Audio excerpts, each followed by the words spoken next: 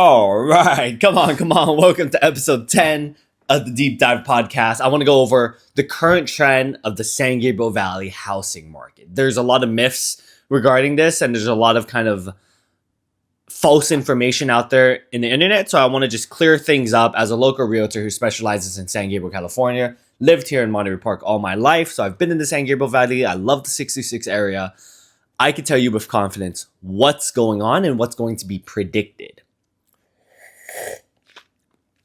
The first things first, and I know people are going to get crazy at me in the comments after everything I just said. Nobody knows what exactly is going to happen in the future.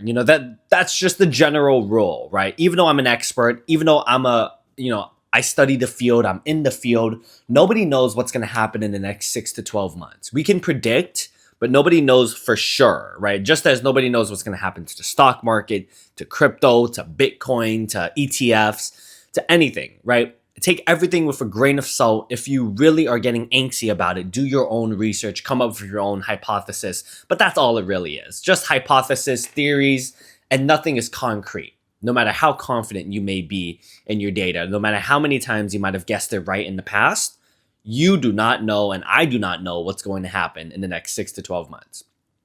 Generally speaking, we're going to see probably 1 to 2 more rate cuts in 12 months from the Fed, right? So we're currently at like 4.25. That might take us down to 3.75. Again, the target for the Fed is 2% inflation rate. So with that being in mind, mortgage rates are currently sitting at 6%. I suspect that in the next 12 months, mortgages might hang around 5.8. Nothing crazy, nothing significant, but 5.8, right? Houses and home prices are going to kind of stay steady. But it all depends on demand. If a lot of buyers get in because the rates go down and mortgages are at 5.8%, then the prices may flip up. They might go up anywhere between 2 to 6% in appreciation, and that's a lot of money, right? 5% appreciation for $1 million home is $50,000, which is a lot of money. I would say, for the average buyer, whether you wait now or wait 12 months really doesn't make a difference in your monthly mortgage costs. I think it will be generally the same.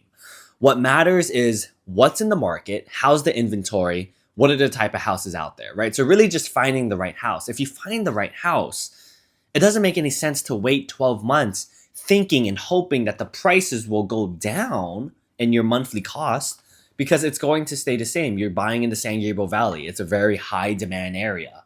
It's not going to drop like other places, like, I don't know, like Lancaster, like Palmdale, right? But San Gabriel Valley. That's like saying Los Angeles housing market's going to fall. New York housing market's going to fall. Florida, Miami housing market's they're not going to fall. These are major cities in the United States of America that are tourist spots that people love to be in, that people make a lot of money in. And it's just not going to fall down in prices, right? So for a buyer, it's just about finding the right house. Okay, maybe 24 months it will be cheaper, but that's seriously at a point where nobody has any idea what's going to happen.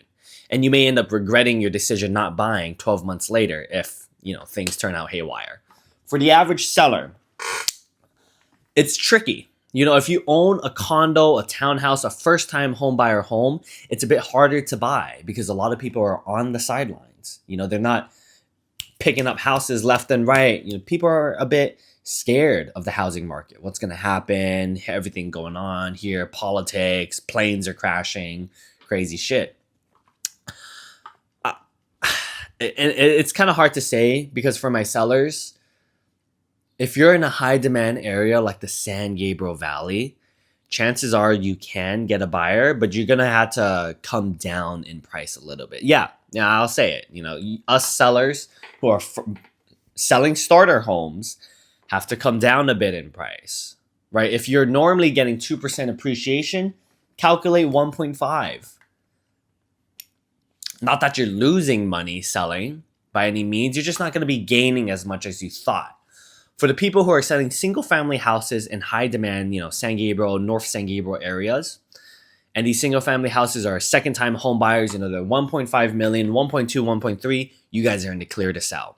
There is always a high demand for those type of houses, and the type of buyers is so important because you're selling to second time buyers who have built up equity, who have the money in a home available to purchase another home, right? And that's why there's just so many more buyers out there for you than who are selling the starter homes. However, if you're a starter home owner and you need to sell and you want to move into a second time home, it may be in your benefit to take the small loss now so that your future is secured with a house that will always have higher demand. That's a part that not many people really take into account.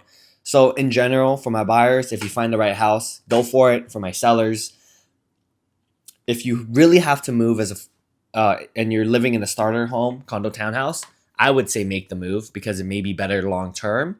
If you're already in a high demand home and you want to sell, well, you shouldn't have any issues getting a high price. So you're in the clear. You guys are good. That's my predictions for the next 6 to 12 months. Make it happen. I hope you guys enjoy your weekend. Peace.